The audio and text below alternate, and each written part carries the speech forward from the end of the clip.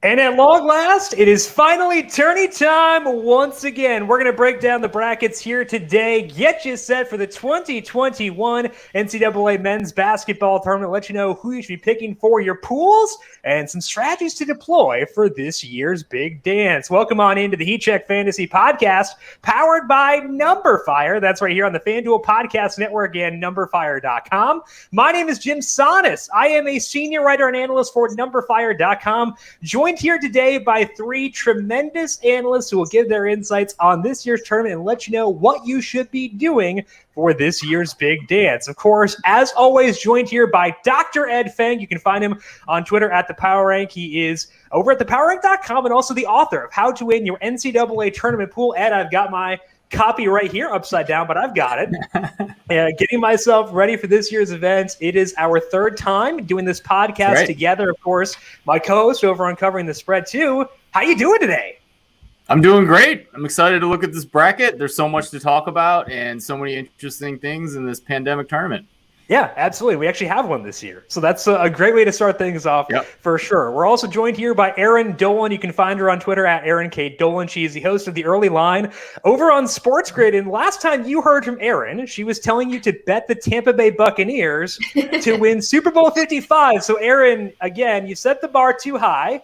I set the bar pretty high. I got that right. I got the Bucs right. I had Tom Brady MVP. You guys were all taking, I think, Chris Godwin. You had some long shots. I was like, no way, Bucs, Tom Brady MVP, and everyone was making fun of me all week. I meant to tweet at you guys. I forgot about that. So if some of these crazy picks hit out of all these teams, I'll definitely make sure to kind of talk to you guys on Twitter. I'm not sure if there's a way that while listening to this feed, you can mute everyone except for Erin, but I'd recommend it if you find a way to do so. Just mute everyone except for Erin, listen to just her.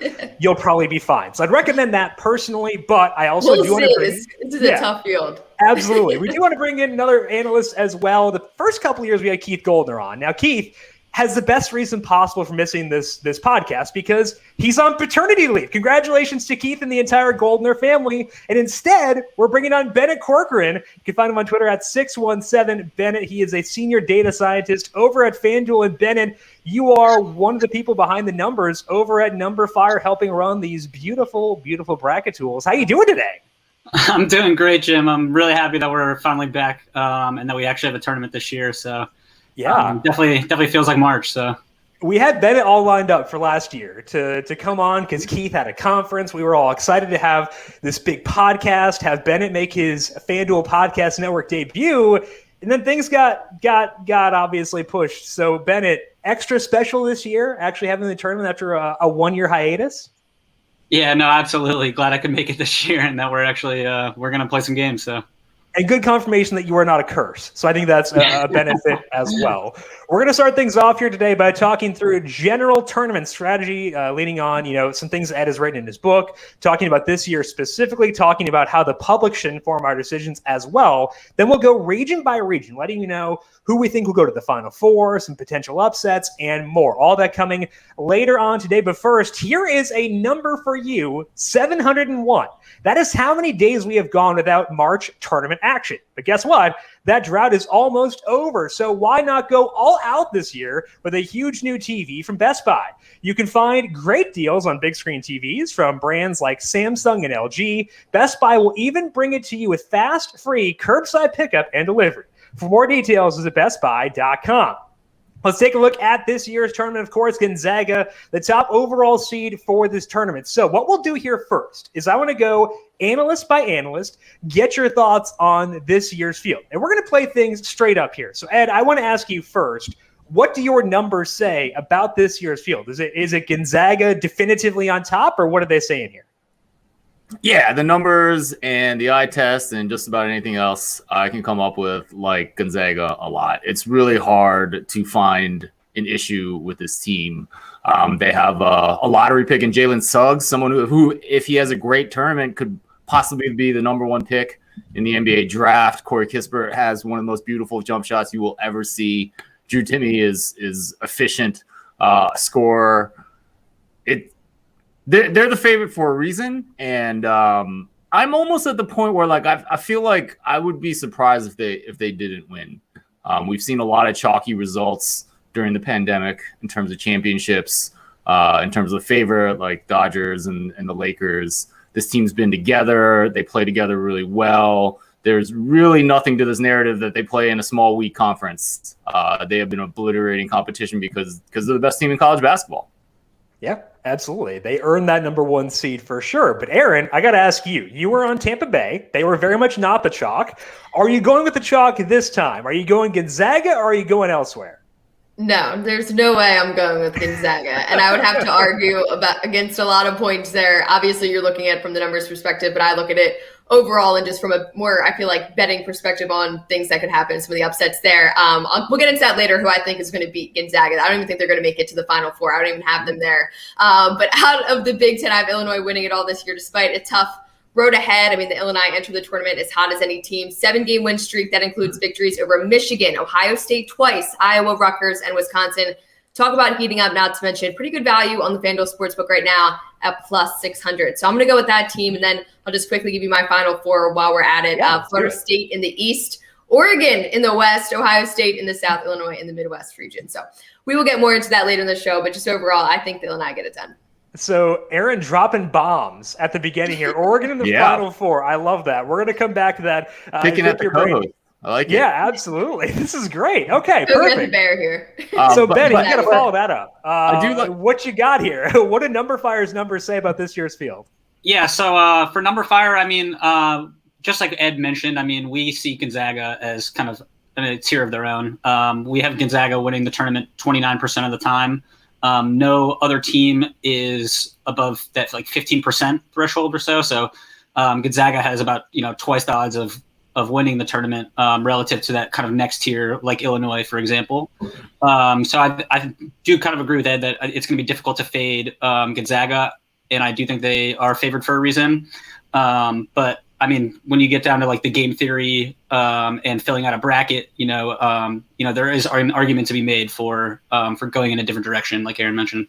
And that's a key here. We do need to try to find a win our brackets. We're not just picking a winner. We're trying to win our brackets. And that's where we get to Ed. Because, Ed, your book focuses heavily on game theory behind these things. And a big crutch we get when it comes to the NCAA tournament is we know what the public is doing. Go to ESPN right now, search for the who is picking whom, and you can see what percentage of brackets have various teams going various lengths of the tournament. Right now, 37% of all brackets on ESPN have Gonzaga winning it. Illinois second at 14.8%, which means that, Bennett and Ed were talking about how Gonzaga is in a tier of their own. The public is viewing that as being the same way. So, Ed, knowing that Gonzaga is very much the public's pick to win it, does that alter your view of how you want to fill out your bracket for this year? Yeah, I mean, it's an interesting year because I look over at ESPN and those odds, and they look kind of remarkably familiar to some of my best numbers. I mean, the Gonzaga rate is pretty close to the win probability that I have with my best numbers. Illinois was kind of a big secret as of a couple weeks ago. I would assume it wasn't even playing, and they were kind of off the radar. That has completely changed. So Erin said plus 600 on Illinois to win the tournament. That was plus 1,000 like a week ago. I remember because I checked. Yeah, it's definitely coming down. Yeah. So yeah, and I like that team a lot. So, but like in terms of a game strategy perspective, like I don't really like what I'm seeing on ESPN at all. Yeah. It was a lot easier 2 years ago when you had a team like Virginia who had lost as a 1 seed the year before. That was playing into what the public was picking. Everyone was on Duke, which was fine because they were the favorites and they should have been the favorites. But Virginia was a good value pick because they had a really good chance to win. But not a lot of people were picking them in their pools because of what had happened. There's no clear value pick like that this year, and you're kind of got to get into the finer points of these contrarian strategies to get value this year. And one of the finer points that you're talking about, Ed, is pool size, because if you're in a 10-person pool, your incentive to be different is different than if you're in a 1,000-person pool. So, Ed, are you picking Gonzaga regardless of pool size, or where does that tipping point come for you where you need to be different? I mean, I honestly think your best option this year is to find a really small pool and pick the favorites. Like I said, I strongly believe in this Gonzaga team. I think there is a little bit of wiggle room in the middle, and I think just because the public odds look so close to what the metrics say, at least my metrics say. So I think you really have to know who is in your pool. So Gonzaga is not going to be picked the most in a pool in Ann Arbor or in Waco, Texas. So you really got to know like who is in your pool. You have to be you want to find pools that are going to be picking other teams for whatever reason, and then maybe go against them because Gonzaga does look like a pretty big favorite. So Ed has recommended we move to Waco. I'm on board with that, given that it is 15 degrees in Syracuse right now. Personally, I'm good. It's 2021. You don't need to move to Waco. You just need to. You're right. Get on Very Facebook true. and find the Baylor friends, right? I would like to move, though. I think this sounds like a great idea. So I'm on board with that. I'm going to ignore what you said after. Let's move to Waco. Erin, does the popularity around Gonzaga help motivate part of your decision in going with the Illini? Is that part of the reason why you are not on the Gonzaga bandwagon here, or do you just think the Illinois is a better pick here? Well, I mean, it's a mixture of both. You know, I love to take the underdogs. I hate taking the favorites. So it's a little bit of that in there, but I'm a little concerned that it's, 37% or more for them to win this championship, only because last time a team went undefeated and won was 1976. So the pressure is on, but I feel that some people are looking at this team and saying, okay, they're undefeated. That equates to winning it all. But realistically, Gonzaga is in the West Coast Conference, not the Big Ten, not the SEC, playing these high caliber teams more frequently.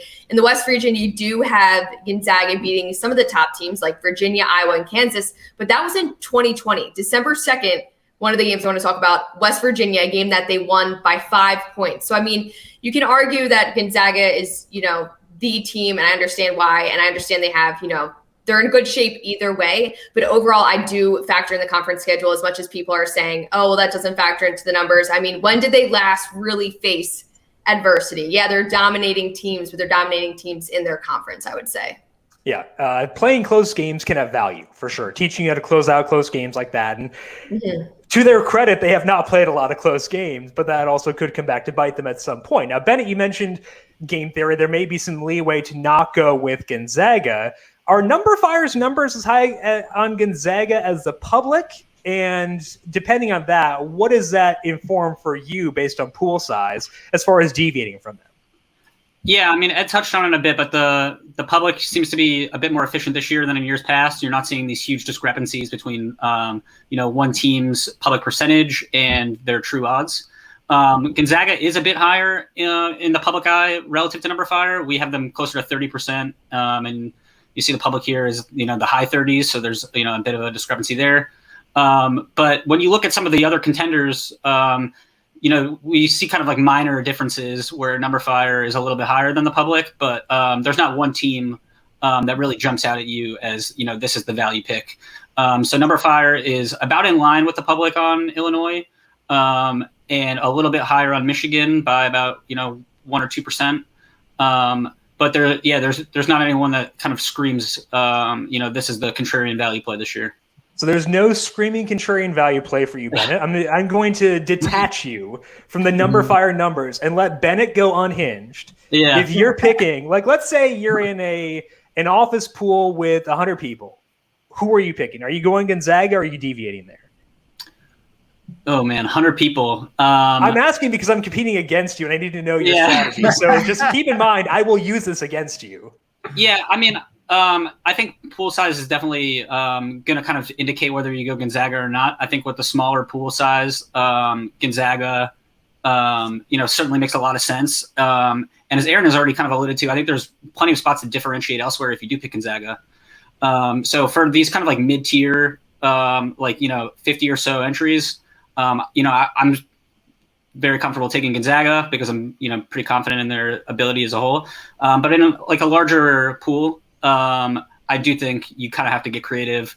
One team that, looking at just like the FanDuel Sportsbook odds versus the consensus that we were going over, a team that stands out is Baylor.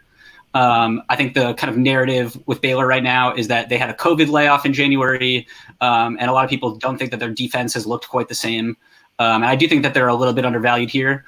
That being said, I mean, I don't think their region is a cakewalk by any means. So I don't feel, very, very strongly about it. But, in a pool with 100 plus people, you have to take a shot somewhere, and you have to be different. So. Absolutely. Okay, so that's one way too to look at it, is comparing sportsbook odds versus what the public is doing, because sportsbooks, they know what they're doing for sure, especially John Sheeran over at FanDuel Sportsbook. Now, Erin, did Illinois stand out to you immediately? Did you kind of lock in on them, or were there other teams you considered? What other teams do you think are in the mix to potentially win it this year? Yeah, I think overall, given that there's so many teams, I kind of just went through matchup by matchup when looking at my bracket, which helped me narrow everything down. Obviously, if I take one of these teams like Oregon, which I'm rooting for, and they lose in the, first round of 64, I mean, it's going to be a nightmare. But I would say, given my Final Four with Florida State, I do think that they can make a run. With the problem with taking Illinois, which I already know, is the top half of that bracket. I mean, honestly, I could see Oklahoma State making a run for it. I could potentially see Tennessee also in that conference. There's some random ones like Syracuse. You have Houston as well. I think the Midwest is actually more loaded than some of the other regions. But I think overall, I don't have that like specific teams that I'm like, instead of Illinois, I would go with this team. I think it just depends on how you structure your bracket.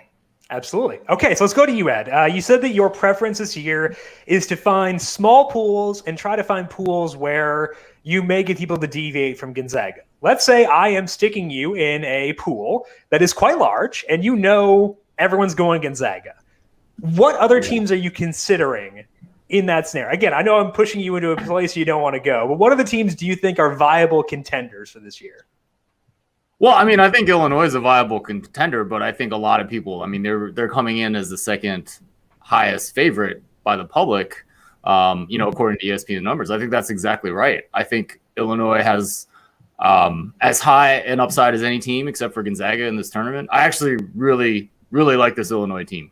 I think they're really good, but I don't know. I don't know if there's a ton of value there.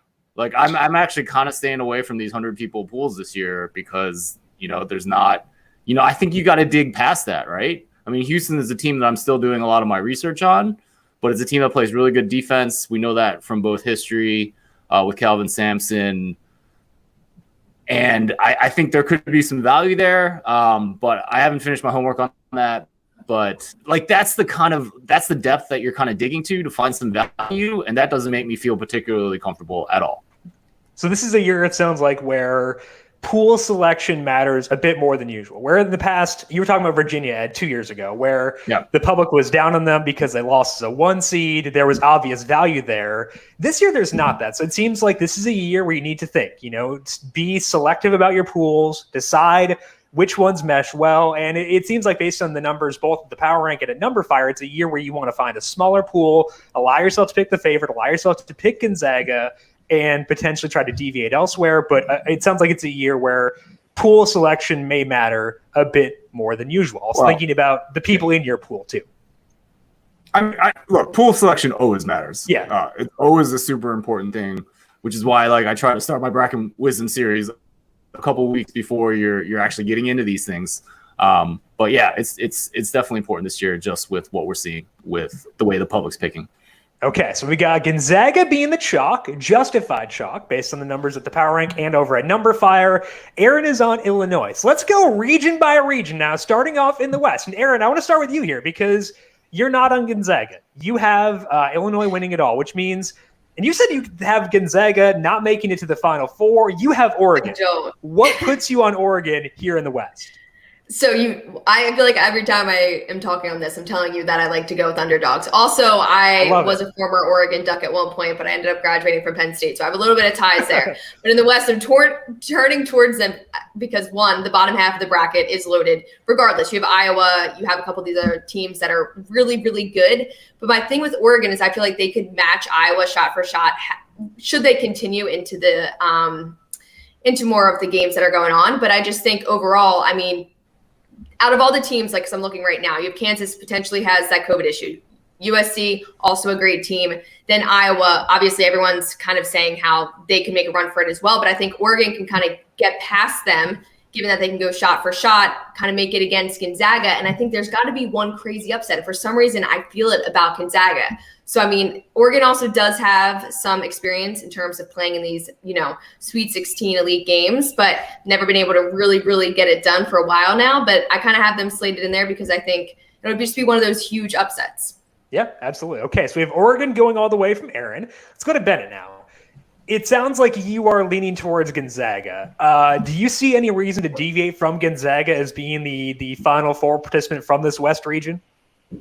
Yeah, I mean, I definitely like Gonzaga out of the West region, but there's certainly a case to be made for some other teams here. Over at numberFire, we're a lot higher on Iowa to reach the Final Four than consensus. And that gives you a ton of leverage if you're in one of these big pools, if they were to make it out of the Final Four instead of Gonzaga, because that's going to knock a lot of people out. So that's kind of like a larger pool game theory kind of pick.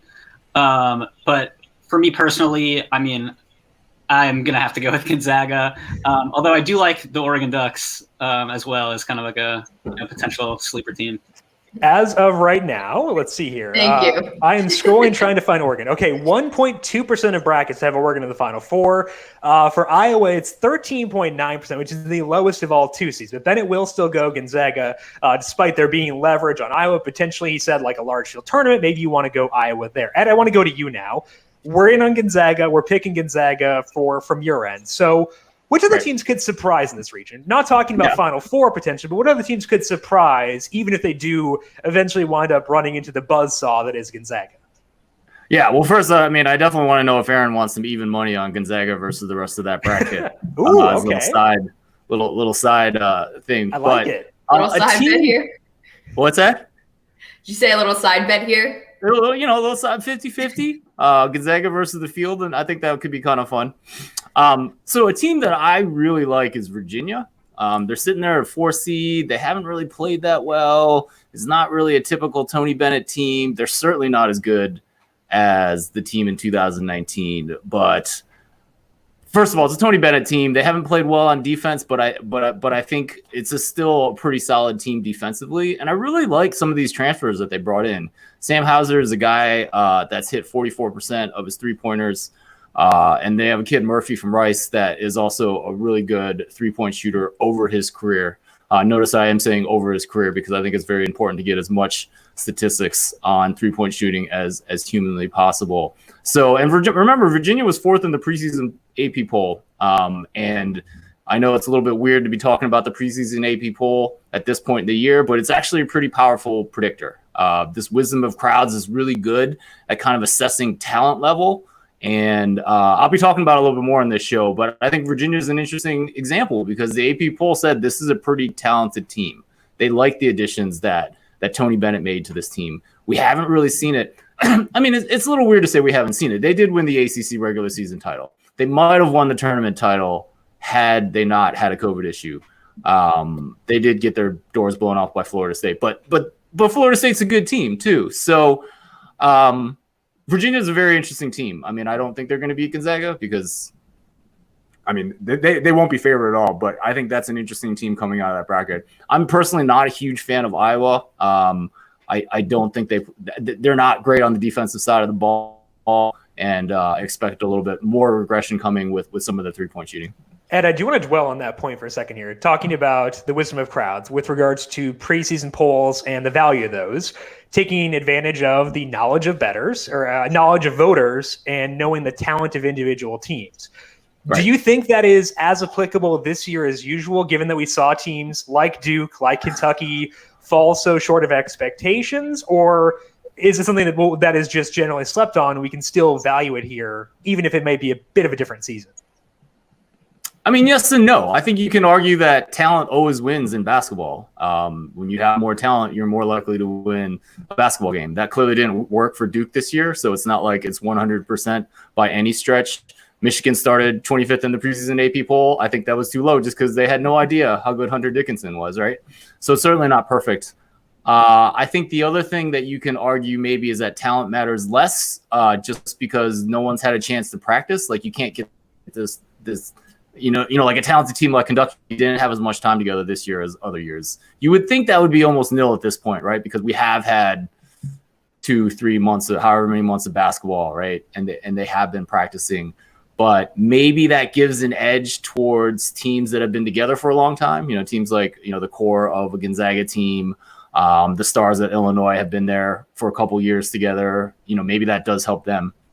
Yeah, absolutely. So it's one thing to consider for sure. And it has been very helpful in the past to lean on the preseason polls, maybe a tiny bit different for this year. Also, if you are watching over on the FanDuel YouTube page right now, the page I'm on right now is the numberFire bracket generator. You can scroll over each game, see the win probability for both teams, and make your decisions that way. It's how I set my bracket. Definitely a big help for me because I don't know what's going on for the most part. Now, Erin, you're on Oregon going to the Final Four. Are there any other lower seeds you think have a chance to make a run in this West region? I think USC and Kansas have potential. Obviously, with Kansas, you need to factor in this COVID-related issues and how are they going to play coming off that and who's going to be available and all those types of things. Then for USC, obviously, freshman Evan Mobley, he's a difference maker there, averaging 17 points, 9 boards, 2 assists. So obviously, this is going to be one of his first tournaments, so you kind of have to factor in experience there. But looking down the board, I feel like Gonzaga has the top half of it done. I don't really put any weight clearly right now on Virginia, given that I do think Gonzaga will face Oregon. But if I was looking at this region, I do think those would be the 2 teams that I would say make a run. I also, like Ed, though, don't have a lot of confidence in Iowa. Yeah, and I think that's been a common theme here, so outside of Bennett. So then let's go to you now. Any lower seeds you think have a shot at making a run here in the West? So over at numberFire, I mean, we have USC as one of the better, I think the best 6 seed in the tournament, and we actually have them favored over Kansas, and that's without incorporating any COVID news. I know Jalen Wilson for Kansas, it sounds like he's going to miss their first game. So that's not even accounting for that. We would still have USC favored there. And then, as Erin mentioned, I mean, there's a lot of reasons to like Oregon. They missed kind of like, I guess, the first half of the season. They didn't have their point guard, Will Richardson. And, since he has been playing, they've kind of hit a different stride. And then I think the way that they match up, I mean, you look at the first round game, typically we think of 7-10 games as kind of a coin flip. But the sports books clearly disagree. Oregon is minus 250 last I checked to beat VCU in the first game. So a lot of confidence that this team is going to advance. And as kind of the consensus on this meeting is at least not a lot of confidence in Iowa either. So, I think they definitely are poised for a run. I probably will put them in the Elite Eight. I'm not brave enough to put them past Gonzaga.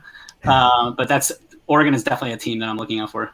Quack Attack. I like it. All right. We're all on board with Oregon here. Definitely like it for sure. Now, Ed, when we talk with you about dissecting brackets, you kind of reverse engineer things where you will pick your champion based on what your numbers say and stuff like that and go from there, which means that the first round matchups don't actually hold a lot of value because there's low point totals there. Oftentimes, if a team gets an upset, they're knocked out in the next round. Doesn't matter too much. But with that being said, what upsets are we going to see in the first round? Now that I've disqualified, it made it just seem like it doesn't matter. What you got? What do I have? I don't really know. We can talk. I did talk to Edward Egros today, and he said he kind of liked Ohio over Virginia. I would disagree with that, but that's Jim. You can tell how much time I put into these first round games when I'm doing my analysis. But like that's there's a reason for that. If you want to explain further, explain better than I did.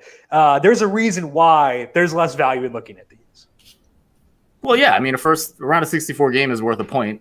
And your champion is worth 32 points. So right now I am kind of breaking down on my site like the top 8-9 contenders to win the championship and kind of looking at every little detail that I can to suggest whether teams are maybe over or underrated, even by my own metrics.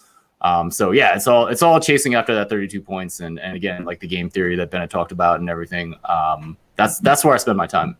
And a helpful thing, too, is you have an extra day to research, too, with the tournament starting Friday this year instead of Thursday. Erin, we have Oregon advancing pretty far, but obviously they're favored in the first round, as Bennett alluded to. Any other first-round upsets for you that you see cooking here in the West? Let's see. I mean, Creighton I could see potentially being upset, just granted that they had, 48 points in that Big East game against Georgetown. I could see them potentially being upset, but I mean, there's not one that sticks out to me as opposed to some of the other spots on the bracket per se. But I would say out of all of these, I could see that being one of the biggest upsets. Bennett, are you team Gauchos for this year against Creighton, or are you looking at pretty much a chalk here in the West for the first round? I was actually looking at the Gauchos too. I mean, I think from numberFire side of things, we really like Creighton. We have them as the best 5 seed, but we also have the Gauchos as the best 12. And if you look at kind of like how they play in that kind of like traditional, first round upset kind of role, they play very slow. They have a good turnover margin, and they do a good job of limiting opponent threes. Creighton loves to shoot the three. It might not necessarily be the best matchup for them.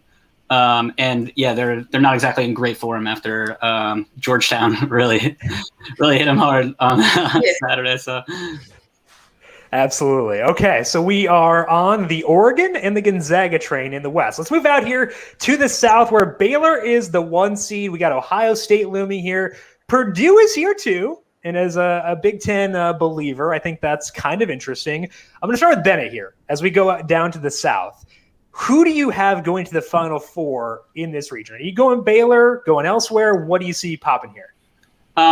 So as somebody that picked Gonzaga, I think you have to differentiate in pretty much every other region to justify picking them, especially in these larger pools where, we're talking about like 100 entries or so.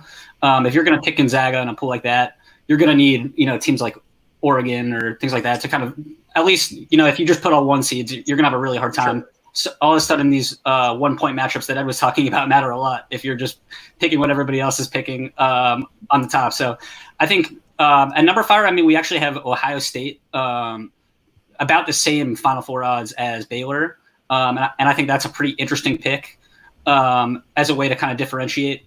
At ESPN, it looks like the public's picking them about 20% of the time. At numberFire, we're picking them about 27%. So there's a bit of an edge there to be had. I think there are some kind of intriguing longer shots, but I think if you're in a smaller pool, Ohio State seems like a pretty good pick to me. So. Yeah, 22.5% for Ohio State in the Final Four at ESPN compared to Baylor at 50%.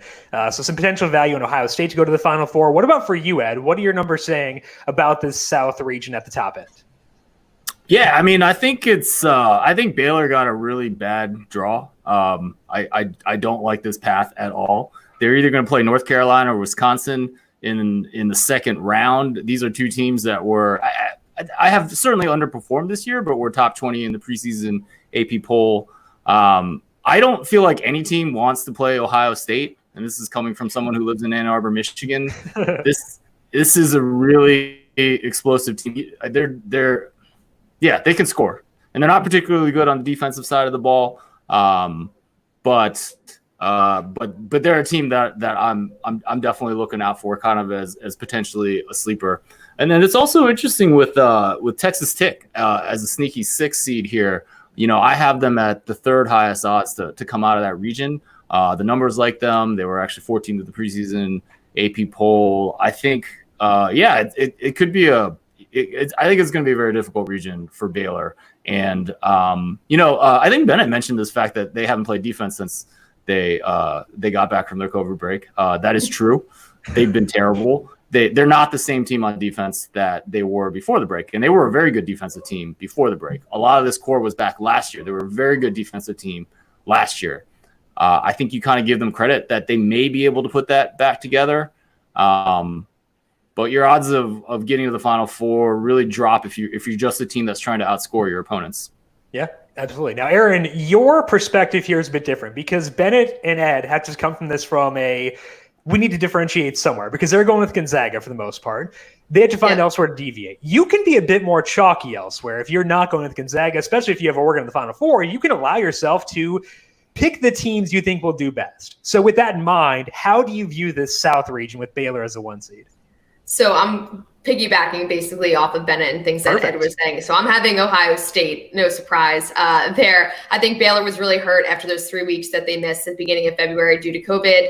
But they came back, they had a 7-game span, which included 6 games against top 25 teams. And obviously they started to drop games in that span, but they really have struggled closing out games. Maybe that's due to their defense. While Ohio State, they proved to us, they forced overtime against Illinois this past weekend. They proved that they can come back. I think just given everything that's been happening in the Big Ten and how strong that is, having Ohio State beat Baylor is not really shocking. But you make a great point that obviously if you have Gonzaga as that number 1 seed that you see going really far, you try to differentiate around the other regions. And for me, that's why I'm able to choose Illinois in terms of who's, right, going to be my number one seed to make it to the Final Four. But I think Ohio State is really a great pick in terms of the South region. And this is a big conference for making assumptions. Ed, we talked about this in covering the spread, I think like 2 weeks ago, where sometimes there can be value in making correlated picks. Like if you think that the Big Ten is undervalued in their seeding, you can ride the Big Ten for a long way. If you think another conference is overseeded, you can do the reverse and kind of stack different conferences. Do you see value in being high in the Big Ten teams here, like high enough to consider going like maybe Wisconsin over a Baylor? Or is it more so you just like Ohio State individually? Yeah, I think Wisconsin's very underseeded at 8 or 9 or whatever they are. I think there is some potential value there. But yeah, I definitely am interested to see how the Big Ten kind of breaks out of conference play, which has been so difficult. Like these teams haven't played an easy team, well, except for maybe Northwestern, Jim, in a long time. Wow. So, no, I'm just kidding. But it's a tough conference, right? So, yeah. So, yeah, I don't know. I mean, I would think about that for sure. I mean, I like Ohio State a lot. Cal, feel free to mute Ed's mic the rest of the night for that unwarranted shot at Northwestern. We will not be returning to Ed for the rest of the way. You can stay here if you want, but we're not going to ever again. Bennett, let's talk to you about UNC, a team that Ed alluded to as being a tough matchup for Baylor. And it seems like the public, although liking Baylor a lot, also kind of likes USC. They actually have them in the Final Four 2.8% of the time, which is the second most of a seed higher than 5. They're an 8 seed, and they face Baylor in the second round. It's UNC. We've got Wisconsin there too. Do you consider at all having Baylor lose like the first week? Like how far are we willing to go in fading Baylor here based on what you were talking about before? Yeah, I mean, if you're in a big enough pool, I think you can absolutely justify taking Wisconsin over Baylor. And kind of, like you said, UNC and Baylor are both popular. Get very contrarian and just kind of hope for the best. I think Wisconsin matches up really well with UNC. They're a team that, kind of like what Ed was talking about earlier with like the preseason AP rankings, they were a top 10 team at the beginning of the season. There's some signal there that kind of makes them a bit intriguing. Very experienced team. Takes care of the ball, shoots the 3. I think they match up pretty well with UNC and could potentially make a run further. numberFire actually has them favored over UNC and has them, I think, as like a top 10 or 15 team in the country. So numberFire is definitely buying the Badgers, and I'm going to have to agree. And I know they're not alone in that either, because I think that they were 10th at Ken Palm or somewhere. Yeah, 10th at Ken Palm as well. So numberFire not alone in liking the Badgers for this year. Erin, let's go back to you here. You like Ohio State to emerge from the South. Which other teams do you think are being a bit underappreciated in the South region? If we're not in on Baylor, where do you see value elsewhere? I would say Arkansas. So the Razorbacks are holding obviously the number 3 seed compared to Colgate, who they've obviously won 13 straight, and Colgate's not that team you hear quite frequently, I would say, compared to the Razorbacks. But I just think the biggest advantage for Arkansas is that they are in the SEC. That's their advantage. They played really good teams all season. Most recently, before their loss to LSU in the SEC Conference Championship, of course, they were on a 5-game winning streak. They've beaten Missouri, Texas A&M, South Carolina, LSU, and even Alabama by 15 points, may I recall. So the Razorbacks are legit, and I think they're kind of a team to keep an eye on. Yeah, absolutely. They will face Colgate in the first round, and Colgate, because of that 13-game win streak, the numbers pretty jacked on them across the board. Definitely difficult to trust in a lot of ways. Ed, any other teams you're seeing as being undervalued here in the South? In the South. So maybe another team, not that I think they're necessarily undervalued, but Purdue is the number 4 seed, I think, in that region. And they have very little travel with this tournament being played in the state of Indiana. So that's a little bit of an edge. Baylor's going to be traveling a lot more, some of these other teams. So, and they, they played in the tough Big Ten. They got some talent. They got some freshmen that can really ball. So we'll see what they can do. I'm looking forward to just putting in Purdue, Wisconsin, Ohio State, all advancing. And what could go wrong with my Big Ten bias? Nothing could possibly go wrong there. You weren't supposed to call on me again. Remember, Jim? I know. I forgot. I forgave you because Northwestern was bad. So, and like, again, we got the women's team, so it's all good vibes. I'm good. Erin, let's go to you. Any upsets you see cooking in this first round here in the South? First round upsets. Let's see. I mean, Wisconsin's obviously a really big favorite to potentially upset UNC. Then, as we talked about, go on to face Baylor. But right now, I do have Wisconsin winning. But I think that UNC could potentially, just given that they're heating up, be one of those. Winthrop for sure. I'm taking them over Villanova all day. Villanova obviously losing Colin Gillespie. It's very different in college basketball, at least from my perspective, compared to the NBA, where you can't just pull bench players and have them be a star player if you need to, or have somebody step up to that extent. So definitely I would say Winthrop, potentially UNC, and I would say those are my top two. Yeah. Okay. So let's go to Bennett. Villanova has had a tough time since Gillespie's knee injury. Are you also in on Winthrop as the 2 seed over the 5, or do you think that Villanova has enough to still pull off a win there before potentially running into issues down the line? Yeah, I mean, I definitely think Winthrop is live. Villanova just has not looked the same without Colin Gillespie, as Erin mentioned. I just can't see them, making a serious run in this region that, a lot of teams that were already calling out are underseeded. I just think they're going to have a hard time hanging. Yeah, really tough region across the board, 1 through 9, definitely a tough spot. So the South, a good place to potentially deviate if you do decide to go with Gonzaga, but if you don't go Gonzaga, obviously a different scenario there. Let's move to the Midwest now, where Illinois is a 1 seed. We already mentioned that Erin has them winning it all. Let's start things off with you, Ed. How are you viewing the Midwest with Illinois as a 1 seed? You like Houston, you said a little bit too. Who do you have emerging here in the Midwest? Oh, yeah. I mean, I like Illinois here. I mean, they are – I mean, numbers-wise, they look pretty good. Yeah, exactly. Just not on Gonzaga. It's all good. But, like this was a team last year that was very talented. They have Kofi Coburn, the big guy that looks like Hulk, and Ayo Dosunmu, who's just a super, super talented wing, and just enjoy the way that guy uses his athleticism on defense. And they kind of had all this potential last year, and they couldn't quite put it together. And then you're seeing everything kind of gel this year. They're top 10, both in offense and defensive efficiency after my opponent adjustments. I definitely like them coming out of here. I mean, there are some other tough teams. Houston's kind of an interesting team, but they just don't have as much talent as Illinois. Okay, let's go to you, Bennett. How do you see the Midwest breaking out? Is it Illinois for you, or are you looking elsewhere? I think in small pools, I'm going to agree with Ed and go with Illinois. Aaron, I guess. But I think if you're in a much larger pool, it could be an opportunity to take a shot with someone a bit longer. There's a little bit of value on Houston according to numberFire, looking at the numberFire percentages base versus like the public percentages. The public said about 14% or so on Houston. numberFire has it a little bit closer to 18.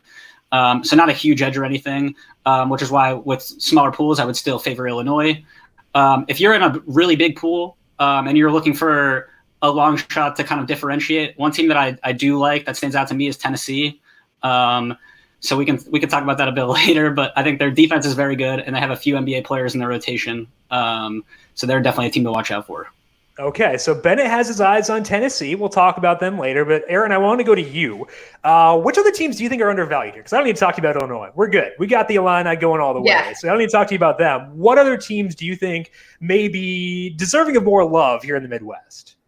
So the bottom half of the bracket, I don't feel that there's anybody in that position that I could be like, okay, this person needed more love, or this team, needed more love. I would say the top half of that Midwest, Georgia Tech, great team in my eyes. Oregon State is my sleeper pick in general this entire tournament. I love Cade Cunningham. I always back them, and it's always worked out for me because they're always the underdog for some reason. So I can't really switch it up here, but I like Oregon State. I feel like they're very, very undervalued, and I would not be surprised if honestly I have them making it to face Illinois in the Sweet 16. So I'm going with them, I would say, is undervalued. Okay, Bennett, let's go back to you now. We're talking about Oregon State. Mm-hmm. They're facing your Vols. So pitch me on Tennessee as being a team you like here. Yeah, Tennessee has a great defense. They have a couple players who are likely to be selected in the first round. Jaden Springer, Keon Johnson. have struggled to score at times for sure. Their offense can kind of lag, but I think their defensive intensity, and combine that with their just raw ability. I think they're definitely intriguing. I'm finally going to disagree with Erin, I guess. I'm not a big Oklahoma State fan. They are currently picked in like 10% of brackets to go to the Final Four. It's like 9 or 10%. That's high. I don't think they're making it to the Final Four, but they can make a run. Sure, yeah. I mean, numberFire has that happening like less than 5% of the time. Even if you look at the Sweet 16, 61% of people are putting Oklahoma State over Tennessee.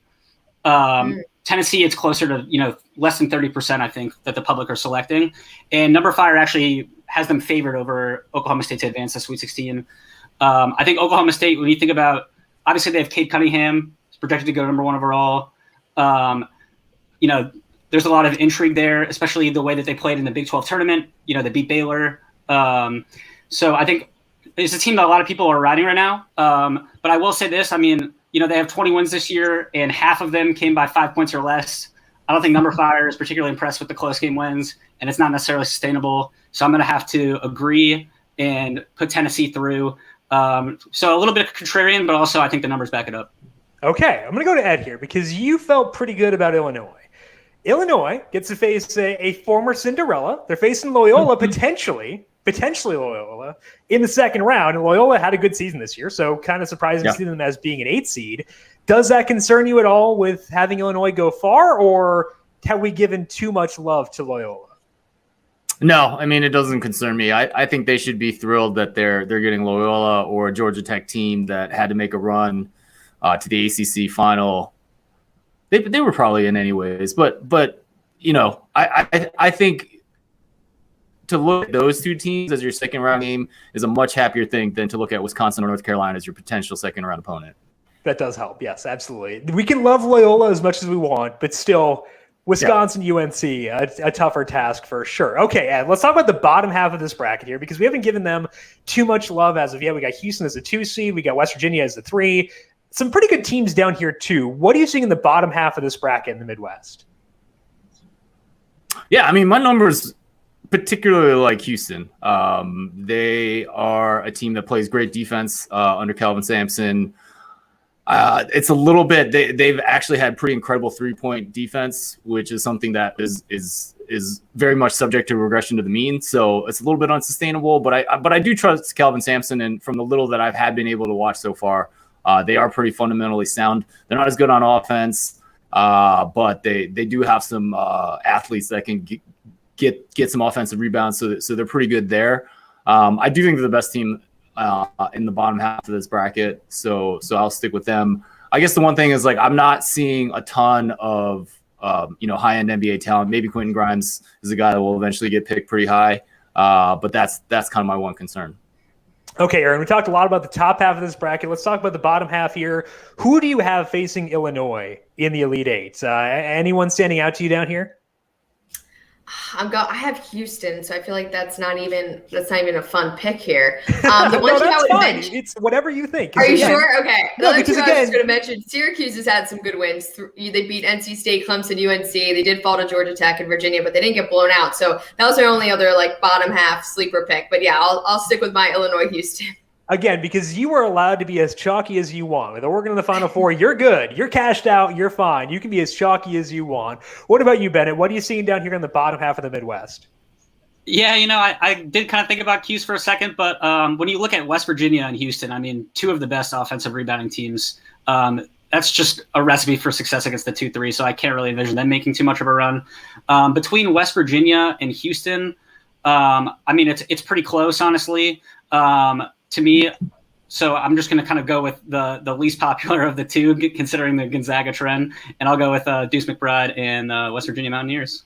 All right. Once again, reiterating the point that you need to be very mindful of what you're doing elsewhere, what you're doing at the top end of the bracket as far as a winner. Be mindful of that before you fill out other parts, knowing how different you need to be to make sure you give yourself a chance to actually take down these pools. Let's move now to the East region and wrap up over there. Michigan is a 1 seed. Ed, we got to start with you because you're out in Ann Arbor, as alluded to. Not a fully healthy Michigan, though.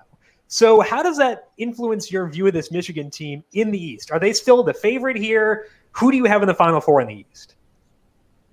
I think Michigan should still be the favorite here.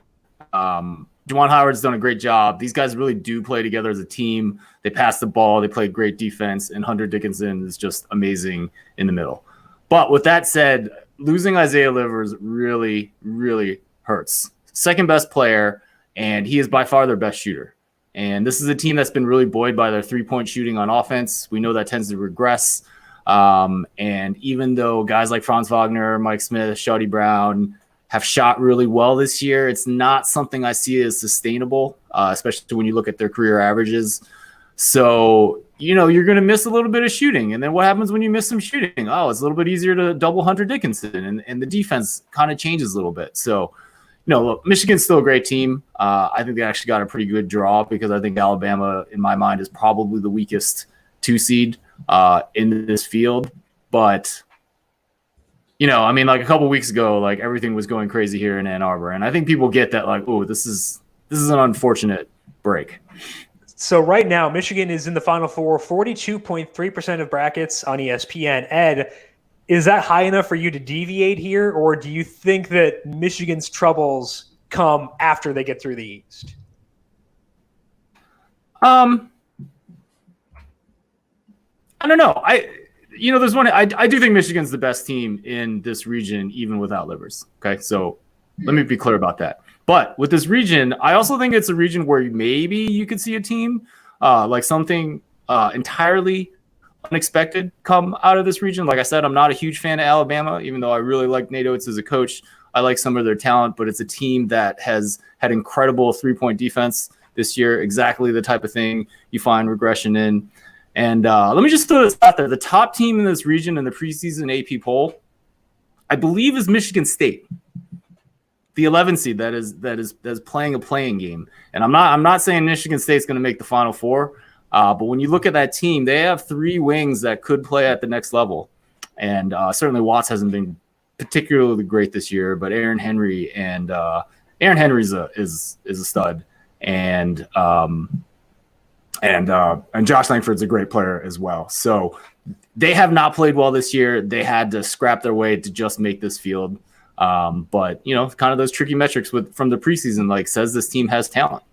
Yeah, absolutely. And the play-in game for them coming up earlier in the week. Bennett, let's go to you. How much do the injuries on Michigan influence your view of the East? Like, do you still have Michigan going here, or what's your view with where things currently stand? Yeah, I mean, as Ed alluded to, I think the Isaiah Livers injury really opens up this region. I think this is probably the most wide open region of the 4. Kind of as Ed also mentioned, I'm not super sold on Alabama. They actually have some of their own injuries that they're dealing with. Josh Primo's freshman, one of their better shooters, missed the SEC tournament, and it's kind of unclear when he's going to return.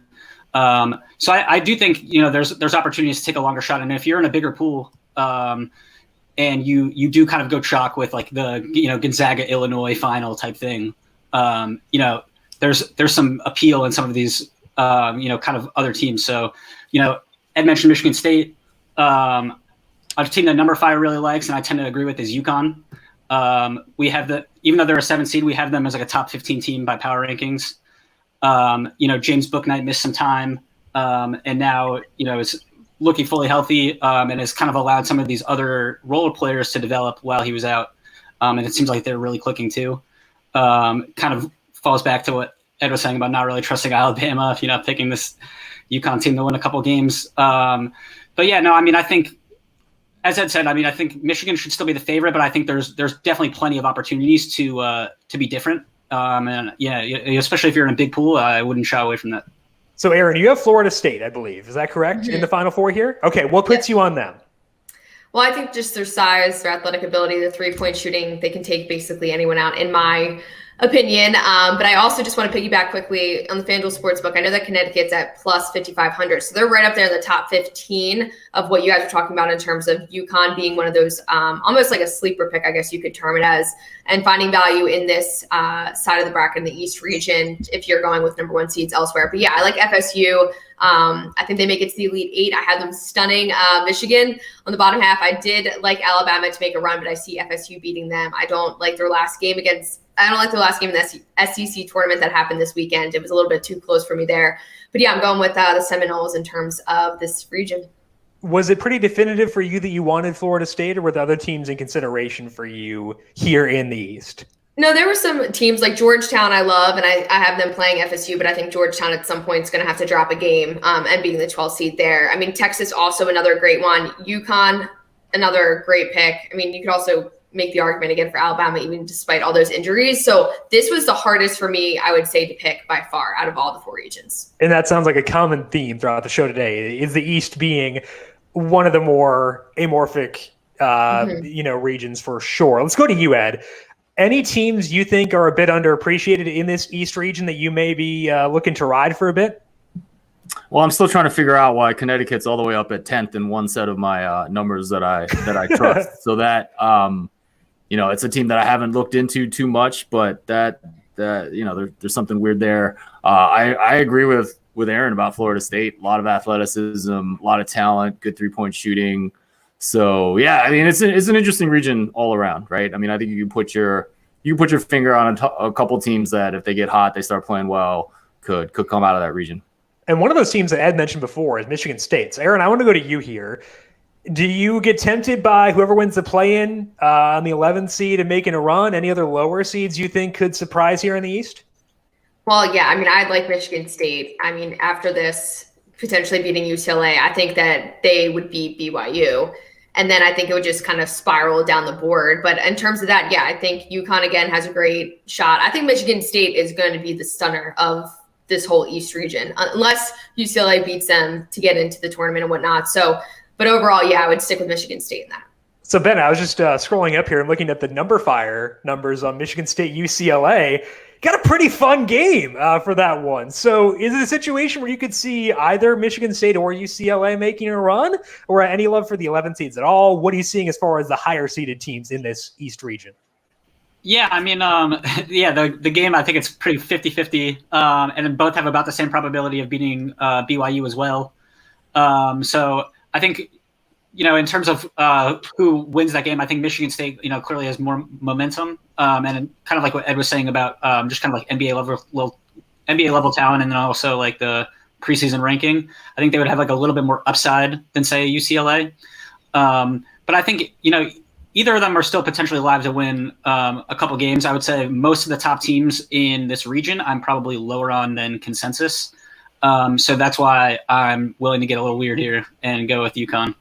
Okay, so the areas to potentially get weird, it sounds like the East and potentially also the South, the two areas that may stand out. If you are someone who decides to go with Gonzaga and you're in a larger pool, you need to deviate elsewhere, potentially eye those two regions as ways to get a bit different and allow yourself to deviate from what everyone else is doing. That is all the time that we have for today here on our bracket preview for the 2021 men's tournament. I do want to give a big thank you to all three of our analysts here for today, starting off with Dr. Ed Feng. Ed, I appreciate the time. Where can people find your work for this week getting set for the tournament?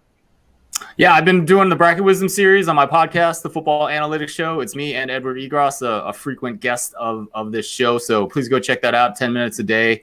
A little bit more on contrarian strategies came out this morning. I think it was this morning. It's all blue right now. And then my site, thepowerrank.com, you can get my March Madness cheat sheet where I'll give you just a simple way of filling out your bracket. So you can check that out at thepowerrank.com. And don't forget how to win your NCAA tournament pool, which you can find and I wrote about over on Amazon. You can't get the special Jim Sonis edition, but you can get this one on Amazon.com. And probably this late in the game, you probably just want the Kindle edition. Right, exactly. Which you can reach for no additional cost if you have Kindle Unlimited. This might be the most recent non-Kindle book I've ever acquired. It was free from Ed, but still it might be the most recent physical book I've gotten. So thank you, Ed, for that. Follow Ed on Twitter at the Power Rank. And again, Bracket Wisdom is the football analytics show, and Ed's website for all of his numbers is thepowerrank.com. Erin Dolan, you can find her on Twitter at Erin Kate Dolan. Again, on the early line as well over on Sports Grid. Erin, thank you for your time. And I guess, should we just lock in Illinois now based on your track record on this show? We'll see. Maybe lock me in with the Ducks first, and then we'll see if the Illinois gets it done. All right, quack, quack. Let's go to Bennett. Bennett, you can find Bennett Corcoran on Twitter at 617Bennett. Again, check out his work check out all the numbers over at numberFire as well. Bennett, I appreciate the time, and good luck to you with your bracket, except against me, in which case I hope you lose. Thanks, Jim. You as well. And thank you to everyone for tuning in as well. We really appreciate the time. Go to numberFire, go to the Power Rank, check out all the numbers for this year's tournament. Make sure you're subscribed to the numberFire Daily Fantasy Podcast feed for all of your daily fantasy picks as well, and covering the spread for our betting podcast, where you can find me and Ed Feng every week, back next week with a Sweet 16 podcast preview as well. Follow the FanDuel Podcast Network at FanDuel Podcast. I am at Jim Sannes, JimSannes. Big thank you to Calvin Theobald, our video producer, for running the video side of things here today. Thank you, Cal, as always. Thank you to everyone for tuning in. Good luck with your bracket. Hopefully get a full tournament in this year. We'll talk to you once again in the very near future. This has been the Heat Check Fantasy Podcast right here on the FanDuel Podcast Network.